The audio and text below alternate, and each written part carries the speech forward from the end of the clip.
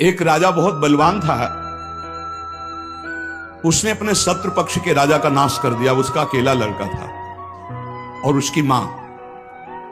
अब हर समय शत्रु पक्ष का राजा इस चाल में रहता था कि उस बालक को मार दें तो निष्कंटक अधिकार। और उसकी मां बड़ी भागवत थी, रात दिन भजन करती, भगवान से प्रार्थना करती कि भगवान मेरे बालक की रक्षा करना।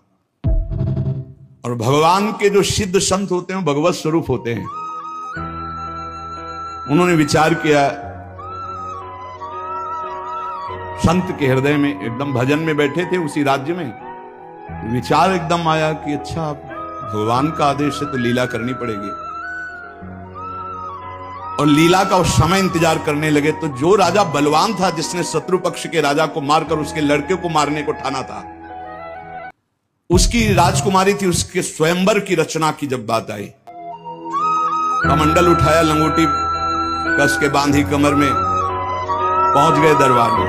और वो परिचित थे तपस्या और उनके भजन से। जे भी देखा तो साष्टांग दंडवत राजा हुए। देखो बाहरी आचरण से कैसे भी नहीं जाना जा सकता महात्मा के स्वरूप को, उनकी लीला को। राजा को मालूम था कि ये बड़े प्रसिद्ध और तपस्वी महात्मा हैं। राजा ने तत्काल अपनी कन्या को बुलाया, प्रणाम करो, महाराज आए हैं। राजकन्या बुलाई गई, महात्मा के चरणों में प्रणाम हुआ। महात्मा ने ऐसे देखा नक्सिक तक और कहा, इस लड़की का तो विवाह हम करेंगे, किसी राजकुमार से न कर देना।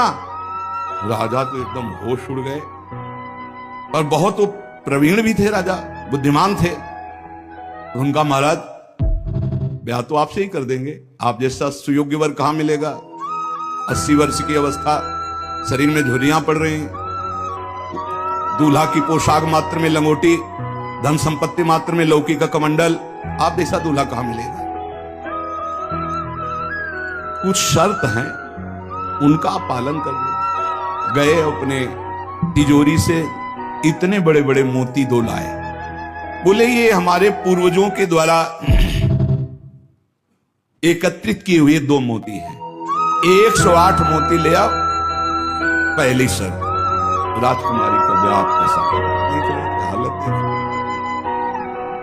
महात्मा ने कहा हाँ हाँ 108 क्या होते, ले आएंगे। बोले मोती देख लो। बोले लाओ, जब साथ रहेंगे तो उसी नाप के ले आएंगे। राजा ने सोचा, वो बोले महाराज लगन के पहले, क्योंकि लगन निकल गई तो फिर बात कैसे बनेगी।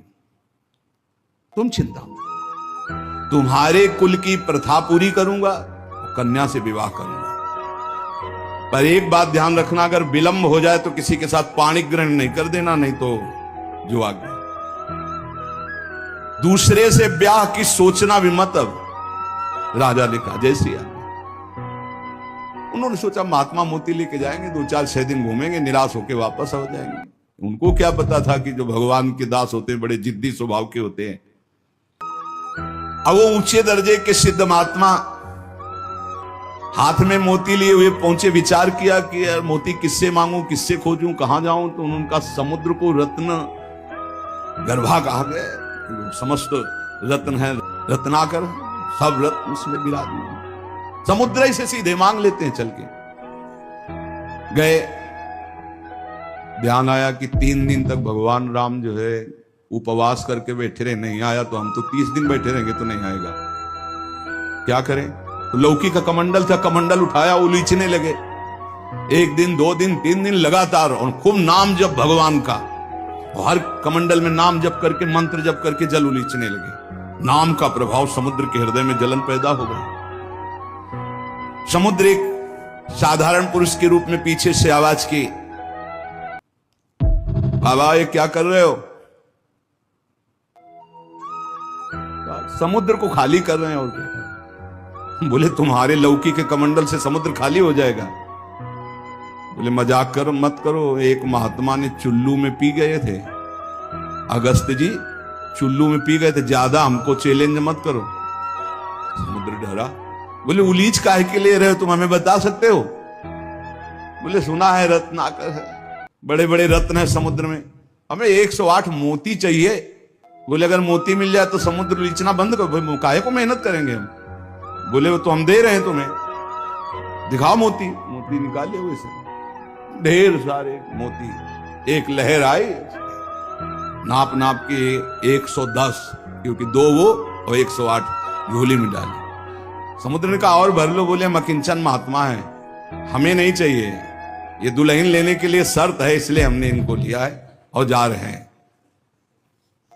महात्मा जी बड़े गर्व से गए, भगवान की जय जयकार की। राजा देखते ही समझ गया मोती मिल गए, क्योंकि बहुत मुस्कुराहट है। गणित लगाई, लड़की को कैसे बचाऊं? बोले हाँ महाराज। बोले ये ले 110, 2 ही तुम्हारा 108 है। बोले महाराज जी आपसे कहा था कि कुछ शर्तें हैं, एक तो पूरी हो गई, दूसरी एक है कि हमारे शत्रु पक्ष के राजा का वध तो मैंने कर दिया, उसका एक लड़का है, उसकी खोपड़ी तुम हमें ले आओ।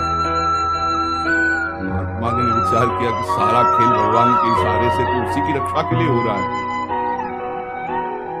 भगवान ज्ञान समुद्र है। बोले अवश्य उसकी खोपड़ी लाके देता हूं मैं।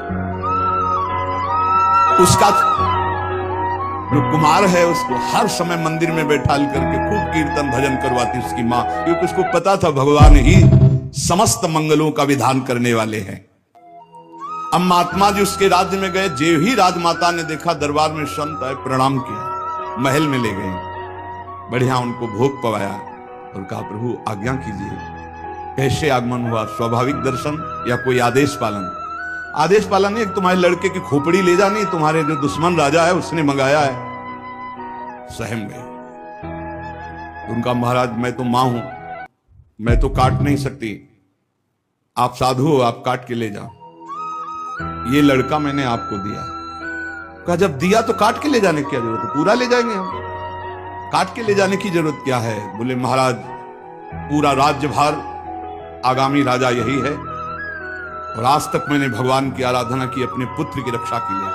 संत और भगवान में मैं कभी भेद नहीं देखती, इसलिए आपकी वस्तु आपको समर्पित है, चाहे वहां मार देना, मरवा डालना, या जैसी आपकी रुचि हो। इतनी बड़ी संत पर श्रद्धा।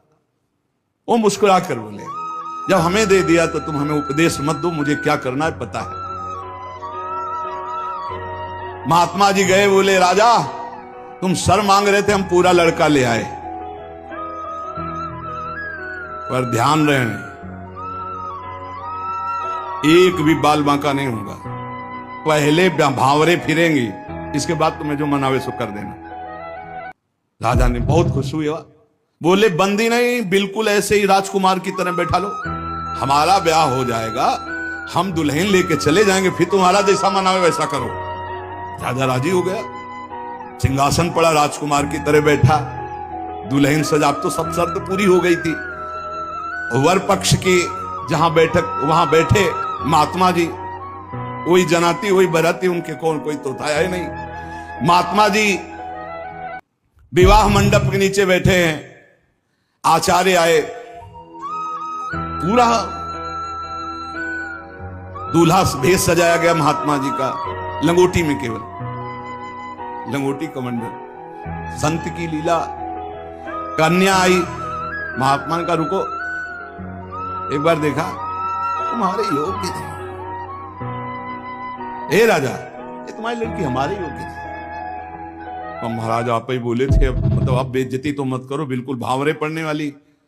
लड़के की तरफ देखा, यहाँ खड़े हो बगल में, ये योग्य तुम्हारी लड़की के, चुप, ब्याह कर इसके साथ। तुरंत अपने तपोबल से उस लड़के का ब्याह करा। बोले सौभाग्य, जाओ।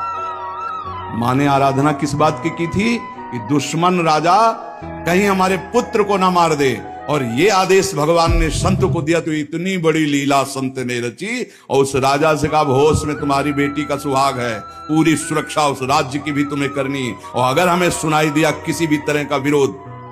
महाराज कभी कभी भगवान की आज्ञा से संतजन कुछ ऐसी लीलाएं करते हैं जिन लीलाओं को बाहरी आचरणों से आप जान ही नहीं सकते कि मामला क्या है। तो कह रहे हैं कि बाहरी जो लीला है वो तो कोई नाटक का पात्र भी कर सकता है, लेकिन संतों की लीलाओं को बिना भगवत प्राप्त कोई जान नहीं सकता है।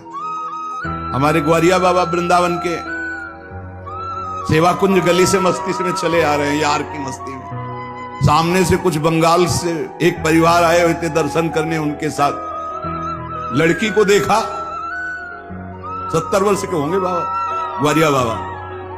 बीराज गए, बोले नहीं हम इससे ब्याह करेंगे। अरे बंगाली बोले कैसे करोगे तुम ब्याह, बेटी हमारी हम ऐसे। बोले नहीं।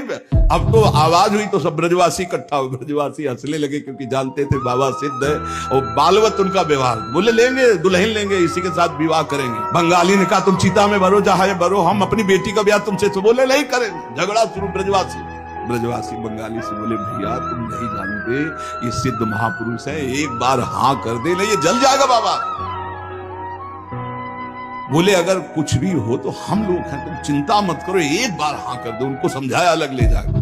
बोले बाबा ब्याह के लिए तैयार है। बोले तैयारी की जाए। वो तो घबरा रहा है। ब्रजवासियों का बाबा पूरी तैयारी है, बस तुम अपनी तैयारी कर लो दूल्हा बनने। यार नहीं इच्छा तुम्हारी? बोले हमारे यार की इच्छा नहीं।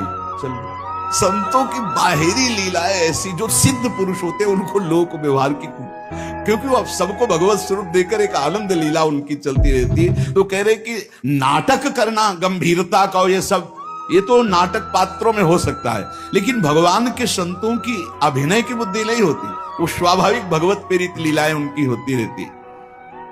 बोले मिताहार,